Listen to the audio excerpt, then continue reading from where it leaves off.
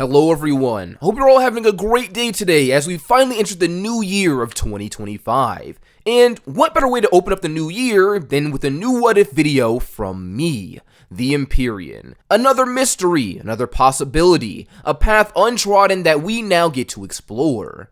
The basis of today's video comes from a few requests I got on a previous one. In that video, the topic that I explored was what if Petyr Baelish had died in his duel with Brandon Stark, the older brother of Ned Stark, when he challenged him to a duel for the hand of Catelyn Tully in marriage. Petyr's early death wasn't a very far-fetched idea to run with, since it's made very clear to Song of Ice and Fire that he has no talent for swordplay, and was severely outmatched by Brandon, who actually almost killed him during their original fight, because Littlefinger just refused to give up. But if you want to hear me yap about the consequences of Petyr Baelish's early demise, feel free to check out that video if you haven't already, along with my other videos in my What If playlists. After posting that video, a fair amount of you guys seem to want to know what would happen in the reverse, if somehow Brandon Stark got some dirt in his eye, and Littlefinger managed to come out victorious in their epic duel for Catelyn's hand. What would be the ramifications of Brandon Stark not only losing to Petyr Baelish, but dying in the process as well? How would the story change?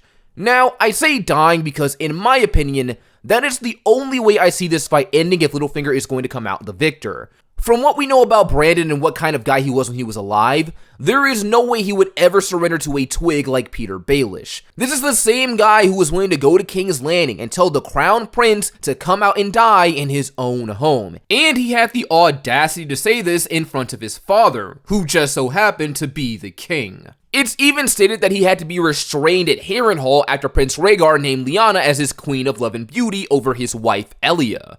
And considering that I'm not changing anything when it comes to Petyr Baelish in this what if, like his height, muscle mass, or sword skills, I find it highly unlikely that there is anything that he could do to force the bold and brash Brandon to submit without just killing him outright. Heck, even if Petyr Baelish got in one good hit and somehow got the upper hand in the fight, I see it more in Brandon's character to just keep on fighting instead of giving up his betrothed. He's described as having wolf blood after all. He's aggressive. He won't give up that easily, if at all. But if that's the case, how does someone like Littlefinger beat and kill him if I'm keeping everything the same for him in this timeline? Well, to that I say, luck and plot armor. Lots of plot armor. The kind that Petyr Baelish thought that he had when he initially fought Brandon when he was younger. But aside from that, there are some factors that could lead to a win for him that I'm going to include here. When the two of them first dueled, Petyr only showed up in a helmet since he was pretty poor at the time, while Brandon had a bunch of armor. To make things fair between them, Brandon matched him and took off most of his armor in return.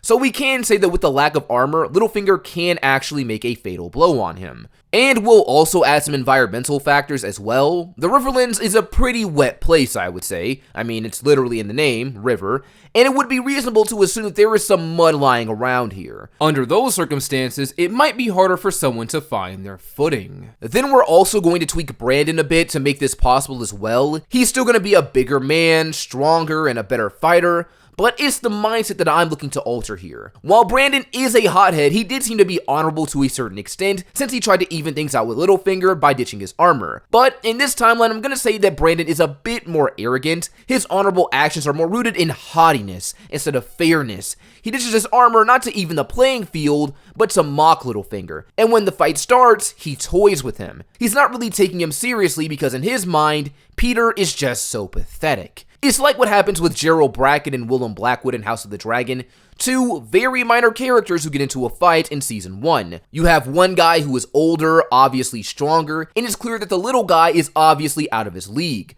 But because the older kid is messing around and not taking things seriously, things get detrimental for him. So that's what we're going with here. By making Brandon a bit more arrogant, we make him a bit more reckless, more so than he was in the canon timeline originally. Brandon is overconfident when he fights Littlefinger. He thinks it's ridiculous that this scrap of a kid dared to challenge him for his betrothed. So he decides to teach him a lesson, and as per Catelyn's request, keep him alive at the same time. He toys with Littlefinger, picking away at him, wearing him down, but the kid refuses to give up. His stubbornness annoys Brandon, who is so fed up with it that he goes to end the fight. But unfortunately for him, it just so happened to be raining earlier that day. The dirt has turned to mud, and in his reckless haste to end the fight, he loses his footing, swinging too wide and missing his mark. Littlefinger, seizing on the opportunity, does a mad dash forward and stabs Brandon Stark, ending his life as his blade goes through his chest. Everyone is shocked, even Petyr Baelish. Catelyn gasps in horror, and Hoster stands dumbfounded at the turn of events.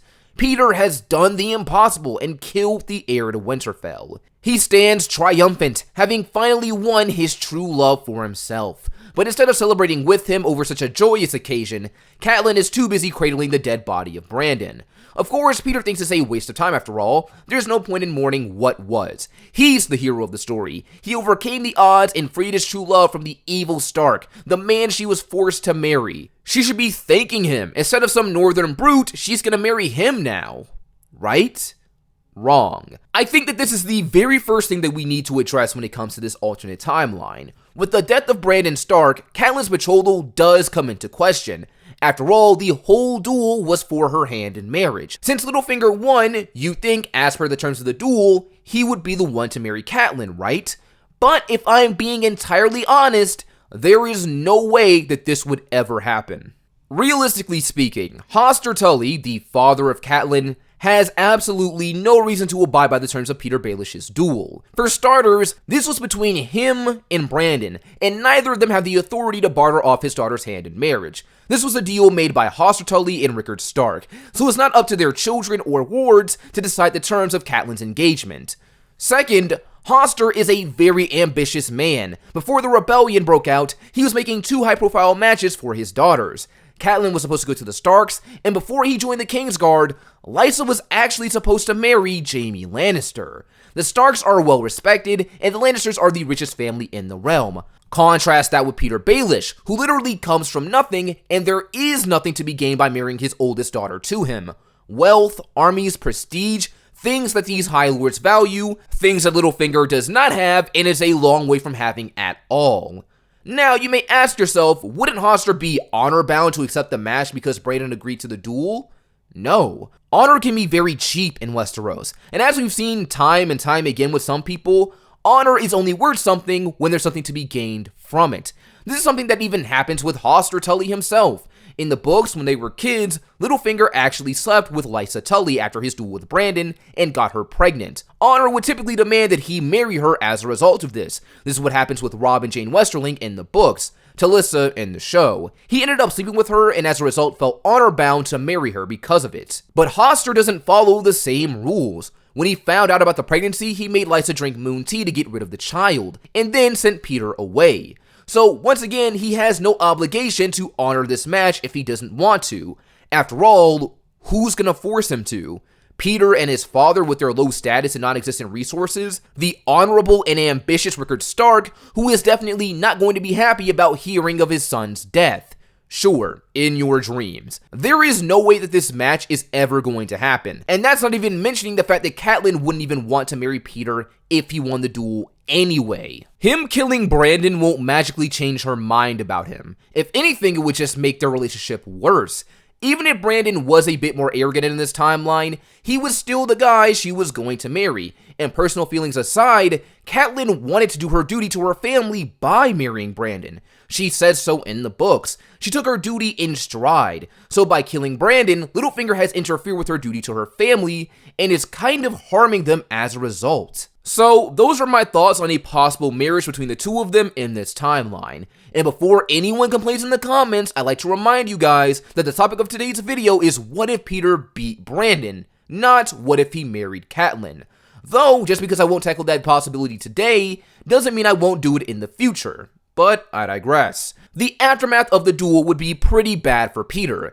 Even after killing Brandon, Catelyn wants nothing to do with him. She admonishes his actions, criticizes him, before just shunning him altogether. Petyr will then try to get Hoster Tully to uphold the terms of the match, which obviously he won't do. He's too low-born for his oldest daughter. This whole thing basically ends up with Petyr being sent away from the Riverlands and back to the Fingers, like canon with no Catelyn, and basically being shut out by the Tullys. In this timeline though, instead of blaming the Starks for not being with Catelyn, I bet he's gonna blame old Hoster Tully for being dishonorable and not respecting the terms of the duel. Either way though, sucks for him. He still takes an L even in another universe. After this happens though, a letter would be sent to Rickard Stark informing him of his son's death.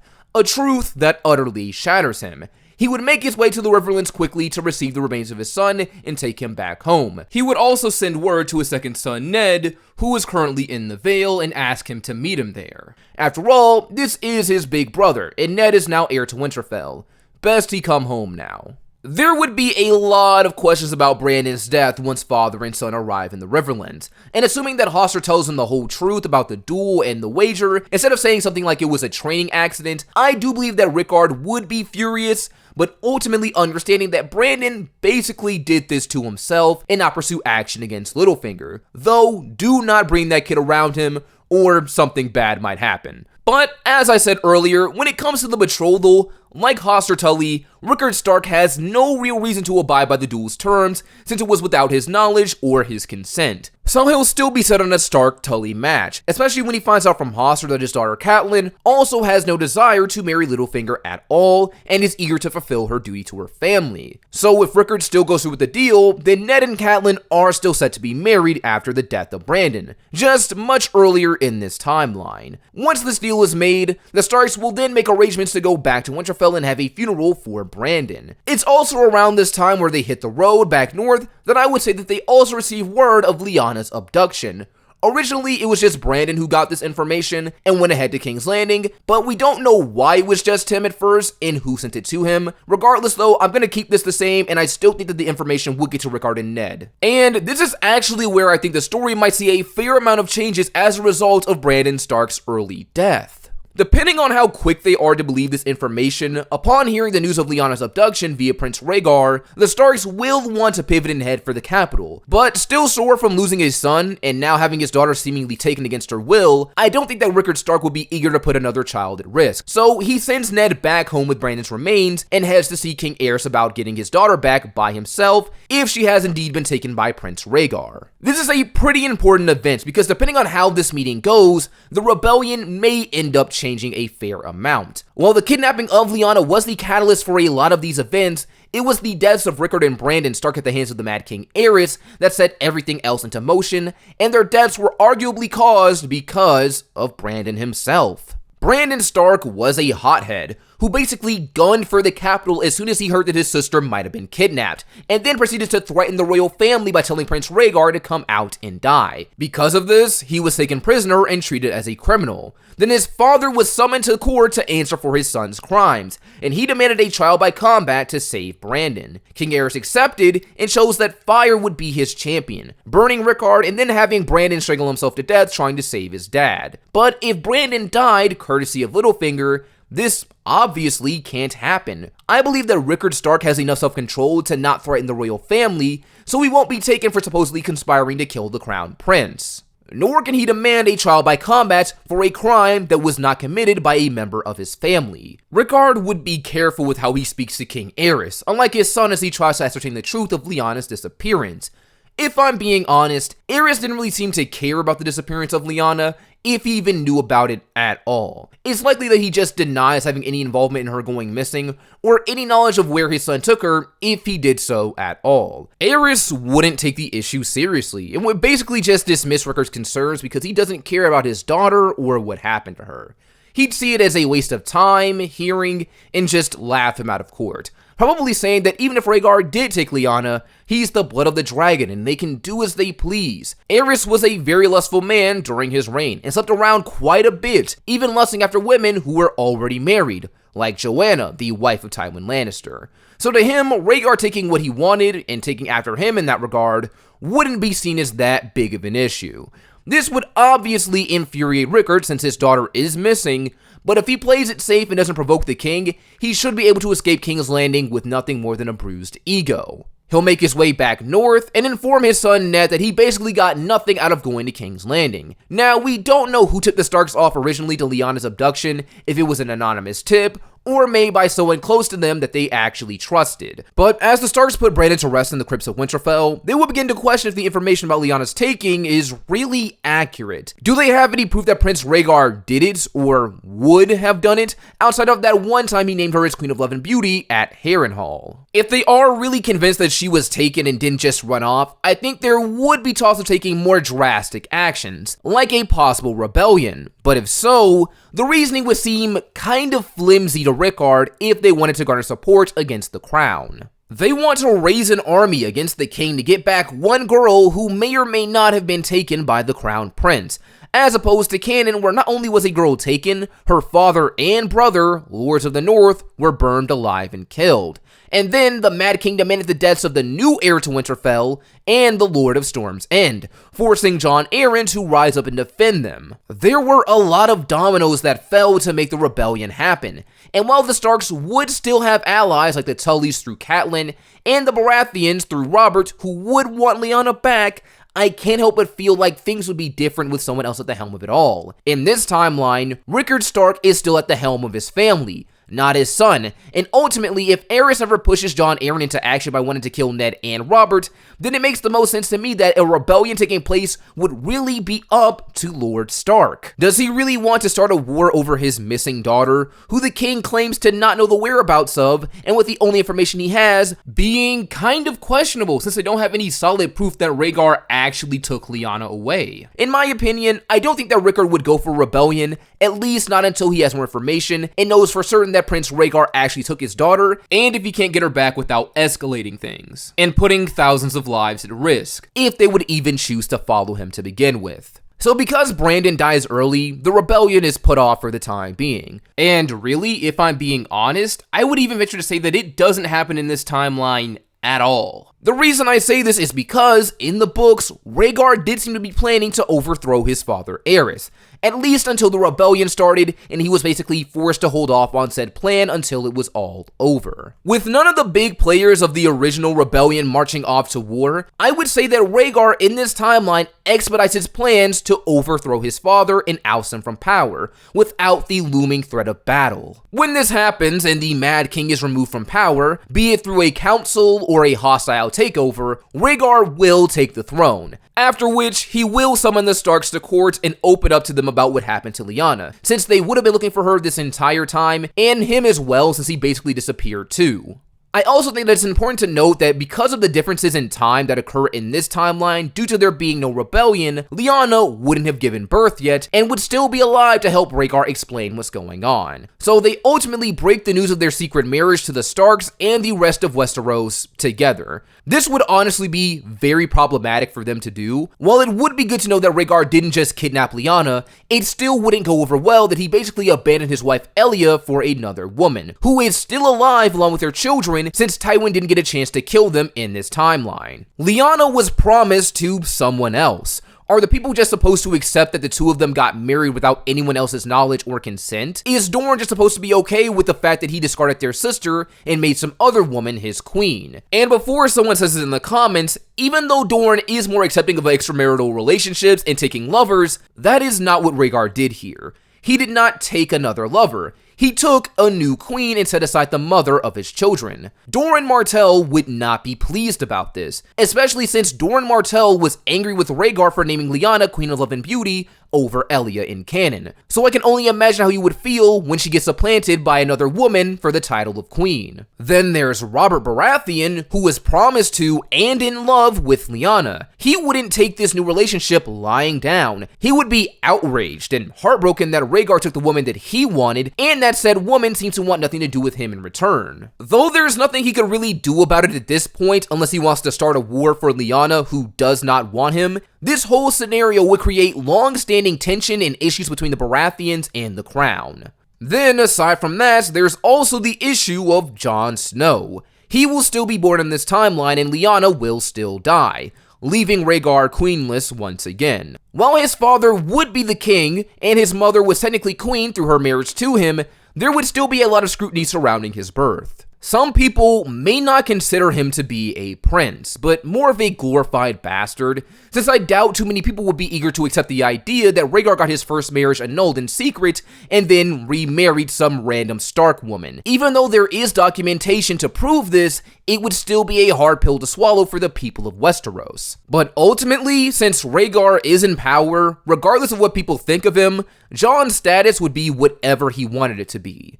So his son will still be known as a prince regardless, but he likely won't be known as Jon in this world. Jon was named after Jon Arryn by Ned, but since Rhaegar is still alive and he has his son from the start, his name would be different. In the show, his name is Aegon Targaryen, which is stupid since Rhaegar already had a son named Aegon, who is still alive in this timeline. I honestly think naming Jon Aegon was just a really poor way of them trying to merge Jon and young Griff, the supposed son of Rhaegar and Elia in the books, into one character. But I digress. Jon is given a different Targaryen name this time around.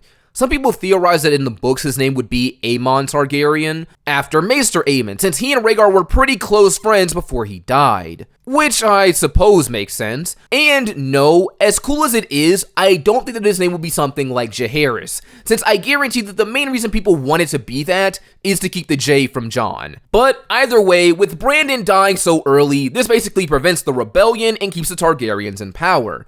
Jon is raised as a Targaryen prince along with his siblings, though Rhaegar's reign opens very shakily due to his antics with Lyanna. It seems like things would start out relatively peaceful in this timeline since the Targaryens aren't murdered or sent overseas, so Daenerys and Viserys can have a pretty peaceful life in the capital for the most part. Robert does not become king, so the Lannisters can't weasel their way into power and get someone like Joffrey on the throne either. And all of this comes about because Littlefinger just so happened to beat Brandon in this timeline. Maybe he was the hero we needed the entire time. Littlefinger is Azor Ahai 2025 confirmed. But those are just my thoughts for today. I hope you all enjoyed this video. Don't forget to like, subscribe, tell me your thoughts down below, along with what changes you might have made to this timeline, and I will see you all next time.